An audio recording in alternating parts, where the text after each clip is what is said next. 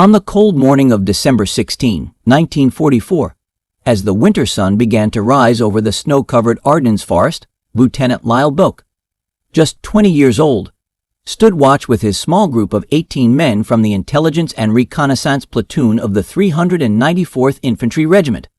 They weren't ordinary soldiers. These were men specially trained in stealth, infiltration, and information gathering. Their missions typically involved sneaking behind enemy lines, capturing prisoners, collecting vital intelligence, and slipping away without being seen. But that day, none of their specialized training could fully prepare them for what they were about to face. They weren't going on a mission. They were going to fight, and the odds were crushingly against them. For weeks, Belk's platoon had picked up disturbing signs. From their hidden listening posts near the German Siegfried line, they overheard enemy radio chatter and watched unusual troop movements. While the higher-ups in the Allied command seemed confident that the war in Europe was nearing its end, Belk and his men felt something different. They sensed that the enemy was planning something big, something terrible. Their observations painted a picture of a growing and dangerous force. Seasoned German troops gathering along the border, preparing for a bold and desperate strike. The platoon had been positioned near Lanzareth, a quiet Belgian village that suddenly became a critical location. Instead of continuing their role in gathering intelligence, they were ordered to dig in and defend a ridge that overlooked a vital road. It wasn't the kind of place most commanders expected an attack. The thick forests and rough terrain of the Ardennes made it seem like an unlikely route for a large-scale offensive. That miscalculation would soon prove to be a serious mistake. As they dug their positions, Belk received troubling news over the radio. There would be no reinforcements, no artillery, no tanks, just his 18 men. They were to stand alone. What they didn't fully know yet was that they were directly in the path of the German 6th Panzer Army, one of the leading forces in a massive surprise attack that would soon be known as the Battle of the Bulge. They were outnumbered, outgunned, and isolated. At exactly 5:30 in the morning, the quiet of the forest was shattered.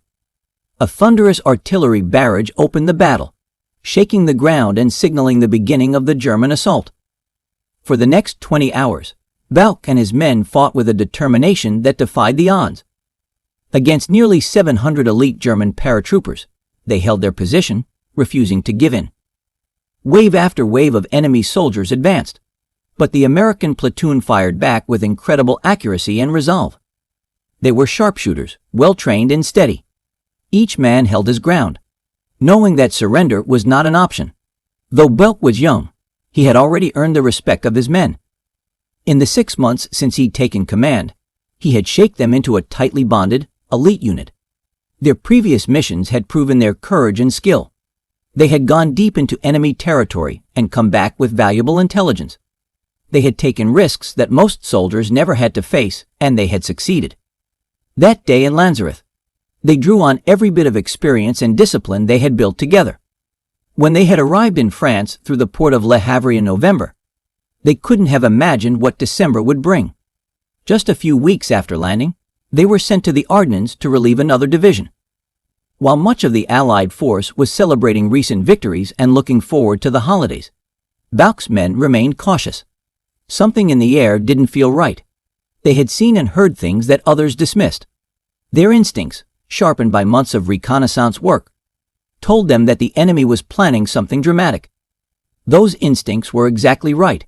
The Germans were launching their final major offensive in the West, aiming to divide the Allied armies, capture a critical supply port, and force a truce on favorable terms. It was Hitler's desperate attempt to turn the tide of the war. To make that happen, the German forces had to move fast and strike hard. Lanzareth was one of the first places they had to get through, but the 18 Americans didn't let them. With limited ammunition and no support, they fought with a tenacity that stunned the enemy. They inflicted heavy casualties and forced delays that would throw off the entire German timetable. What was meant to be a quick advance turned into a frustrating and costly struggle.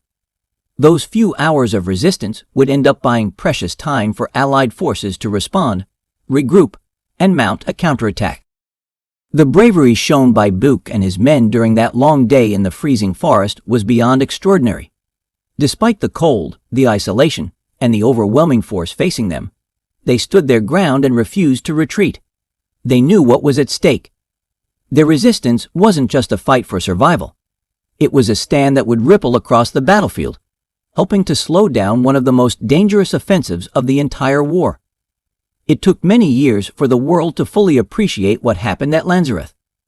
For a long time, the heroism of Bouck's platoon was overlooked, buried in the chaos of larger battles and headlines. But in time, their story came to light. Historians, military leaders, and even former enemies came to understand how important that tiny ridge had been, and how a small group of determined young Americans helped change the course of history in one of World War II's darkest hours. With time running out and the strategic importance of their position weighing heavily on him, Lieutenant Bouck wasted no time taking action. He knew that if the Germans broke through this narrow corridor, the entire northern Allied front could collapse, giving the enemy a dangerous advantage.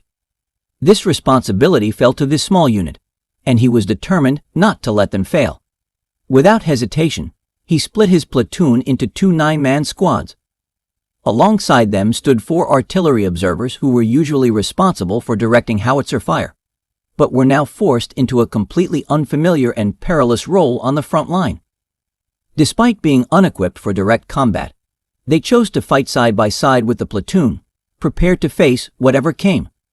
The situation was already dire. The platoon had no tanks, no anti-tank weapons, and no support from the tank destroyer unit, which had mysteriously disappeared without informing them. The only communication they received from higher command was discouraging. The artillery was committed elsewhere on what were deemed more important targets. This meant that if they were attacked, no defensive barrage would be launched in their aid. Reinforcements were not coming.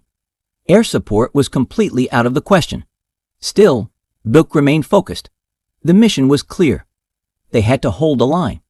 His men understood the gravity of the moment and were ready to stand their ground, no matter the cost. The next day, Bouck began readying his men for the battle they all expected. On December 15, they worked to prepare their defensive positions, digging into the frozen ground near the road to Lanzareth. They used pine logs and whatever materials they could find to reinforce their trenches and build makeshift shelters. Bouck paid close attention to every detail, making sure their machine guns and automatic rifles were positioned to cover the most territory with overlapping fields of fire. He even managed to secure a powerful .50 caliber machine gun, taken from his Jeep, by trading with a supply unit. This weapon would become one of their most important tools in the coming battle. As darkness fell, the forest grew quiet and tense. The distant metallic sounds of German tanks and vehicles grew louder with each passing hour. Bouck gave strict orders to his men to stay alert, remain out of sight, and be ready for anything. The silence was unnerving. These men were trained for stealth and reconnaissance, not open combat, but circumstances had changed. They were now the first line of defense. At exactly 5:30 in the morning on December 16, the calm was shattered. A devastating artillery bombardment began, tearing through the trees and raining deadly shrapnel over the Americans' position. For an hour and a half, the men endured the onslaught, hunkered down in the fortifications they had worked so hard to build. As the shelling tapered off, the next phase of the German attack began.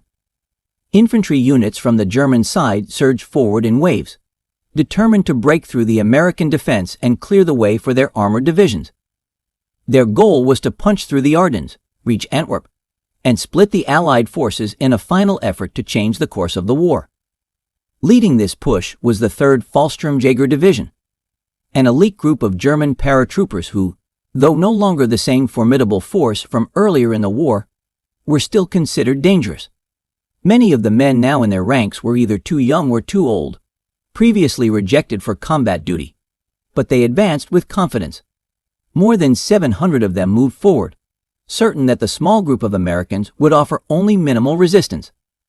High above the road in their fortified ridge position, Bouck and his men watched as the enemy drew closer. Bouck gave his men one final order: wait until the lead soldiers were within range. Then open fire with everything they had. As the Germans approached, the ridge exploded with gunfire. The Americans held nothing back. Machine guns, rifles, and automatic weapons unleashed a torrent of bullets into the trees. The German soldiers were caught off guard and scattered for cover as they tried to figure out what was happening. Buck's platoon had fired with such precision and discipline that the enemy's advance was thrown into disarray almost immediately. Realizing this was not a simple skirmish, the Germans sent an entire company of over 150 men directly into the woods, hoping to flush out the defenders. Their submachine guns blazed through the trees, spraying bullets indiscriminately. The Americans returned fire with expert aim. Their M1 carbines cracked back, and the heavier weapons maintained a steady rhythm, keeping the attackers pinned down. Though vastly outnumbered and outgunned, Buck's platoon refused to yield. The first wave never made it past the barbed wire defenses. The 18 men had done the unthinkable. They had stopped a force more than 30 times their size. The Germans, shaken by their losses, requested a pause in fighting to retrieve their wounded. But they were not finished. After regrouping, they launched the second wave of attacks, this time using mortars and machine gun fire to support their infantry. Snow began to fall as the enemy advanced again, their white uniforms blending into the forest landscape. But the Americans held their ground with unrelenting resolve. Among the defenders was Private First Class Risto Milosevic, known as Milo. He manned his .30 caliber machine gun without socks or boots, his bare feet frozen and numb from the cold.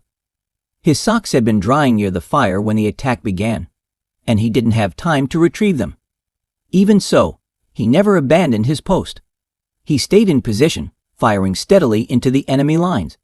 He, like the others, chose to face danger head-on, sacrificing comfort and safety for duty and loyalty.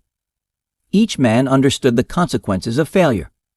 If they fell, the road would be lost, and with it, a critical piece of the Allied front.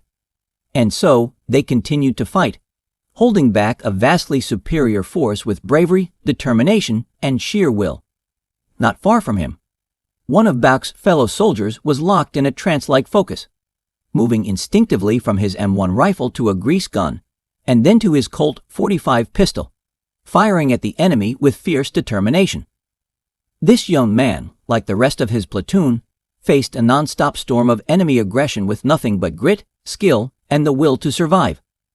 Behind the wave of 700 German paratroopers, the heavily armed forces of the 1st SS Panzer Corps were stuck in a traffic jam.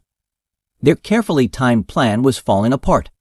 What seemed like a minor delay caused by a small American unit became a major disaster. The German advance fell 5 hours behind schedule, and with every passing minute, their chances of success slipped further away. But the attacks didn't stop. The 3rd Fallschirmjäger Division launched another assault, this time with mortar and artillery support that shook the forest violently. Explosions tore into the ground, sending shockwaves through the trees. Smoke and debris filled the air, but the Americans held on. As the paratroopers got closer, the Americans could see the whites of their eyes. The battle turned savage and personal, with brutal hand-to-hand combat breaking out. The sounds of grunts, yells, and clashing weapons echoed through the woods. What had started early in the morning stretched deep into the evening. For nearly 10 hours, these young American soldiers, exhausted, wounded, and nearly out of ammunition, refused to give up. All they could hope for now was to survive one more hour, just long enough to slip away under the cover of darkness. But even if they didn't escape, they had already done something unbelievable. Just 18 men had brought a massive German panzer force to a halt for nearly an entire day. As darkness fell, the Germans grew more desperate. Instead of charging straight in, they tried to circle around through the forest. But they triggered tripwires rigged with grenades by the Americans, and fresh explosions slowed them again. The Americans were out of ammunition, freezing, and out of options. They attempted to reposition, but knew the battle was lost. With no other choice, they surrendered, and the Germans took them prisoner. Amazingly, not a single American was killed during the intense battle, despite facing hundreds of enemy troops, mortar fire, and close combat. The Germans, however, suffered at least 92 casualties. It was an incredible achievement. The Germans were stunned. How could 18 men hold off so many for so long? The forest seemed quiet now, but German forces moved cautiously. No one advanced until Joachim Pieper, the commander of the 1st SS Panzer Division, arrived around 1 in the morning to personally check the area. The delay, caused by traffic, damaged roads, and the stubborn resistance of Bauch's platoon, had completely thrown off the German timeline. They were supposed to reach the Meuse River that day, but instead, they had barely moved. The northern part of the German offensive was now hopelessly behind and never recovered. What those 18 men had done wasn't just a short delay. It helped shift the direction of the entire Battle of the Bulge. After being captured, Buck didn't feel like a hero. He didn't yet know the full impact of their stand, and instead felt haunted by a sense of failure. At midnight, as December 17 turned into the 18th, Buck quietly turned 21 years old as a prisoner of war. He and his platoon were sent on an 11-day train ride to a prison camp in Germany, where they were left out in the open during a bitter winter. Food was scarce, water was nearly non-existent, and they were exposed to freezing temperatures for 4 months. Buck nearly died from hunger, thirst, and cold before being rescued by his old unit, the 99th Infantry Division. For a long time, their story was forgotten. It wasn't until 1965 that their actions received a mention in a military publication. That small recognition led one of Bauch's men to contact him, urging him to seek the acknowledgement they all deserved. Though humble, Buch reached out to Major General Walter E. Lauer, his former division commander, who nominated him for the Silver Star. But Buch didn't stop there. He believed his men deserved more. For years, he fought to make sure their courage was remembered and honored. On October 25, 1981, that recognition finally came. During a special World War II Valor Awards ceremony, the Intelligence and Reconnaissance Platoon of the 394th Infantry Regiment, 99th Infantry Division, received the Presidential Unit Citation, one of the highest honors a unit can receive. 5 members were awarded the Distinguished Service Cross, 4 received Silver Stars, and 10 earned Bronze Stars for valor. The platoon became one of the most decorated units in the entire war. Their stand at Lanzareth Ridge wasn't just a moment of courage. It had a lasting effect on the outcome of the German offensive. Their sacrifice and bravery weakened the German strategy and helped shift the balance in the Allies' favor. As author Alex Kershaw put it, if those 18 men hadn't held their ground for that one crucial day, the Battle of the Bulge could have ended with a German victory. But because they stood firm, they helped change the course of history.